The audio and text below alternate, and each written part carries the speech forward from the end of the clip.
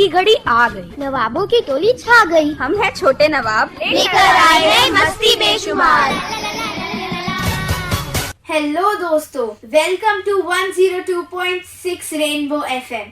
मैं आपकी होस्ट और दोस्त रबानी, और आज हमारे दोस्तों की मंडली इकट्ठी हुई है स्कूल बैग और हमारे संविधान पर बातें करने के लिए। आज तो बहुत मजा आएगा लग रहा है ना? हाँ। तुम्हें पता है, आज जब मैं स्कूल से आई तो मैंने अपना बैग पटक दिया, क्योंकि ऐसे ही पता है क्या, अच्छा नहीं लग रहा था, तबीयत थोड़ी ढीली सी लग रही थी। बट फिर बाद में पता चला कुछ नहीं था, सिर्फ एक सरदर्दी था। अच्छा, बट इसमें बैग क्यों पटका? क्योंकि मेरे को गुस्सा आ गया था।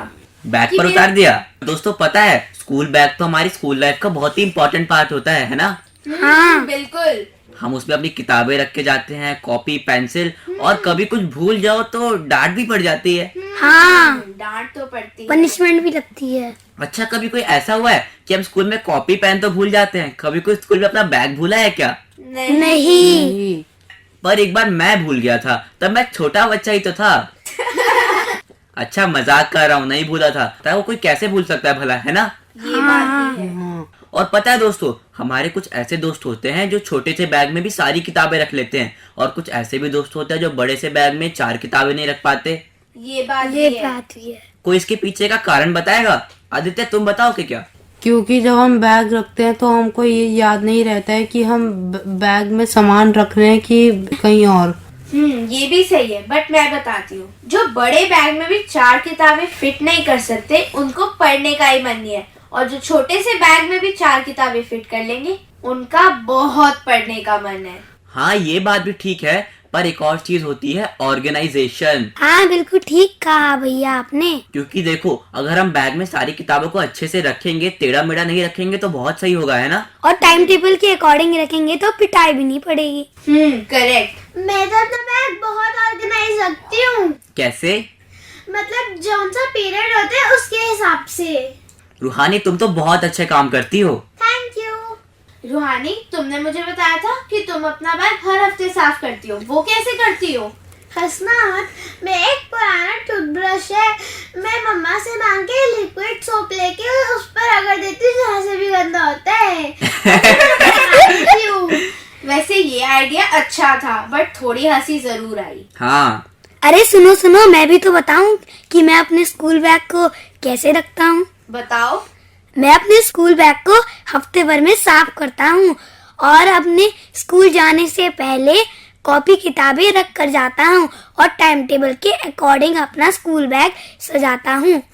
और हमें स्कूल जाते समय अपनी कॉपी अच्छे से मेंटेन करनी चाहिए, और सारी चीजें लेकर जाना चाहिए। बिल्कुल सही कहा ऋषि तुमने। तुमने बिल्कुल सही कहा। मेरा बैग थोड़ा छोटा है लेकिन बड़ा है, तो मैं उसमें सारा सामान फिट करती हूँ। और जब भी हम स्कूल बैग लेते हैं, हमें वो चीज भी ध्यान रखनी चाहिए कि हमारा सारा लंच बॉक्स, वाटर बॉटल, सारी बुक्स, नोटबुक सब अच्छे से हमारे बैग में फिट आ जाए, और कुछ भी गंद ना हो, ताकि हमारा टाइम भी बचे और हमारे बुक्स भी हमें आसानी से मिल जाए। हाँ, तुमने बिल्कुल सही कहा। और पता है, अगर हम अपने बैग में चीजों को ऑर्गेनाइज करके रखते हैं तो हमें किताबें निकालने में, पेंसिल निकालने में, यहाँ तक कि लंच बॉक्स भी निकालने में ज्यादा टाइम नहीं लगता। और बैग भी सुंदर रहेगा, और पढ़ाई में भी मन लगेगा। सही कह रहे हो। हमें ना कभी भी डिजाइन देख के बैग नहीं खरीदना चाहिए, हमें साइज देख के खरीदना चाहिए कि हमारी books, notebooks, lunch box, water bottle सारा फिट आ जाए उसमें। हाँ, तुमने बिल्कुल सही बात कही कि कभी शक्ल सूरत पे नहीं जाना चाहिए, है ना? हाँ, बिल्कुल। और पता है, मेरे को तो अपने बैग का और अपने दोस्तों के बैग का भी, जो सबसे आगे वाला पोर्शन होता है, इसमें टिफिन रखते हैं, वो बहुत पसंद है। मेरे को भी वो पसंद है। मेरे को भी। क्योंकि दोस्तों का टिफिन घर के टिफिन से कई बार ज्यादा स्वाद लगता है। और पता है मेरे दोस्त कैसे हैं, जब भी मैं लंच ब्रेक के स्टार्टिंग में क्लास के बाहर जाता हूँ ना, तो मेरा बैग खोल के मेरा लंच खा लेते हैं, और मुझे खुद आके बताते हैं हंसते हंसते कि हमने तेरा लंच खा लिया। लेकिन मेरे दोस्त ऐसा नहीं करते, बट लंच खा जाते हैं। अच्छा आदित्य, तुम आज इतने शांत शांत क्यों बैठे हो भाई? तुम अपना बैग साफ नहीं करते क्या? हाँ, मैं भी अपना बैग साफ करता हूँ।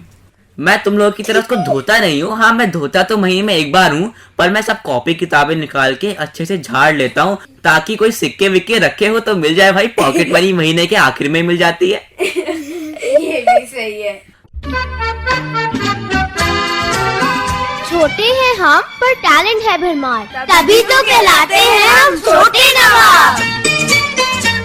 और दोस्तों तुम्हें पता है हमारे बैग के अंदर क्या होता है? किताबें। और किसी ने एक बात नोटिस करी है, हमारी हर किताबों के स्टार्टिंग के पेज में एक पेज होता है जिसपे लिखा होता है कॉन्स्टिट्यूशन करके, भारत का भारत का संविधान। संविधान। है ना। और दोस्तों और पता है दोस्तों, कल एक ऐसा दिन था जिस दिन हमारा संविधान बनके तैयार हो गया था। 26 नवंबर। 26 नवंबर को। हाँ तुमने बिल्कुल सही कहा। 26 नवंबर। और ये लागू कब हुआ था?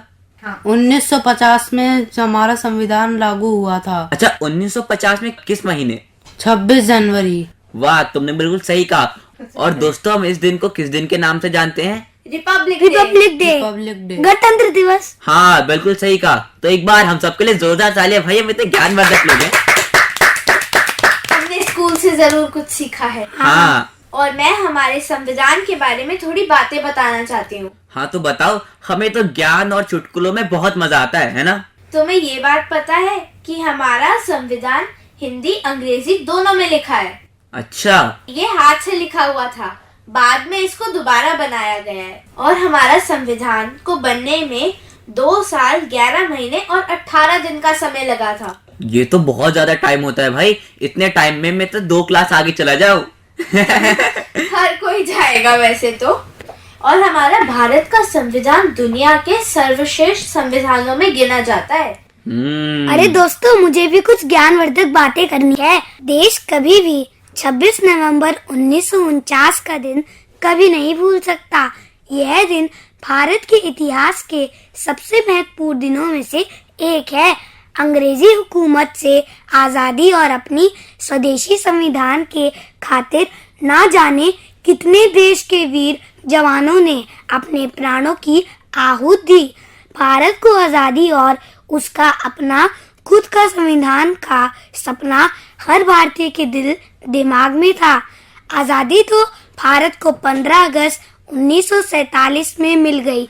इसके बाद बारी थी देश का अपना संविधान बनाने की, जिसमें सबसे बड़ी भूमिका अदा की स्वतंत्रता सेनानी और महान विचारक भीमराव अंबेडकर जी ने की।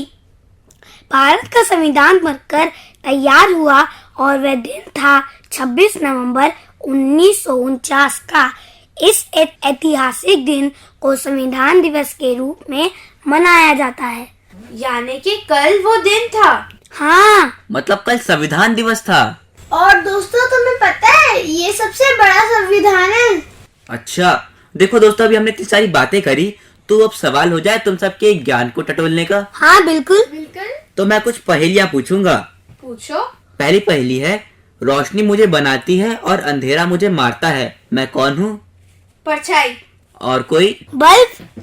बल्ब नहीं, और कोई? चंद्रमा। तो इसका सही उत्तर दिया था रबानी ने, और इसका सही उत्तर है परछाई। अब सोच के देखो दोस्तों, परछाई को रोशनी बनाती है और जब अंधेरा होता है तो परछाई रहती है क्या? नहीं। अच्छा अब बताओ, ऐसी कौन सी चीज है जो हमारी जितनी सेवा करती है उतनी ही घटती जाती है? समय। नहीं। तारीख। नहीं। आदित्य तुम बताओ। तारीख। नहीं। कैलेंडर। नहीं। तो मैं उसका सही उत्तर बताऊं क्या? बताओ। इसका सही उत्तर है साबुन। साबुन। वो कैसे? साबुन कैसे?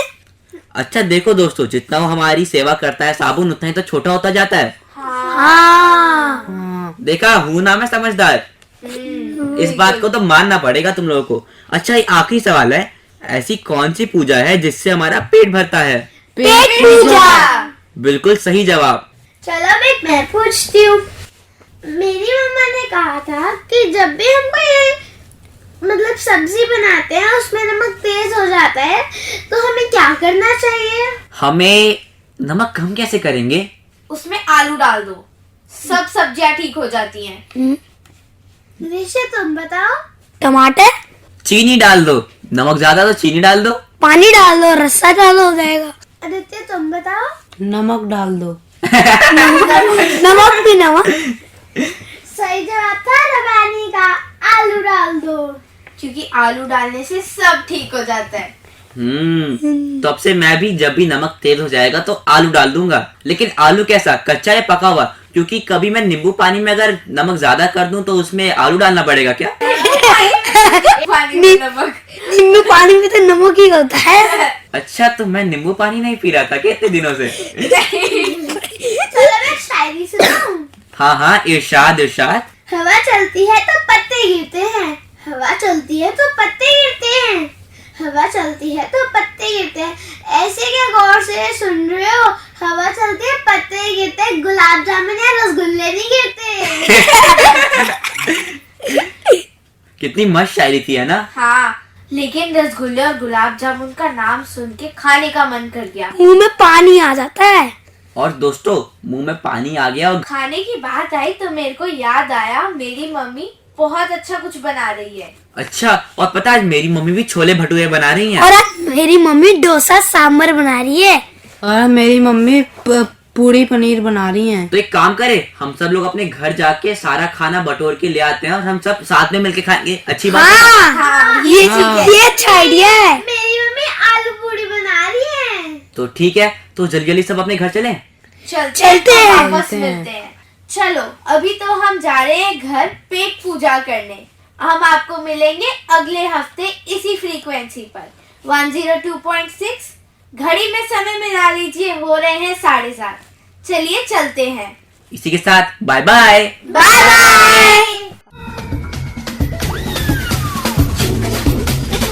बस्ती की घड़ी आ गई, नवाबों की टोली छा गई, हम हैं छोटे नवाब। लेकर आए हैं मस्ती बेशुमार।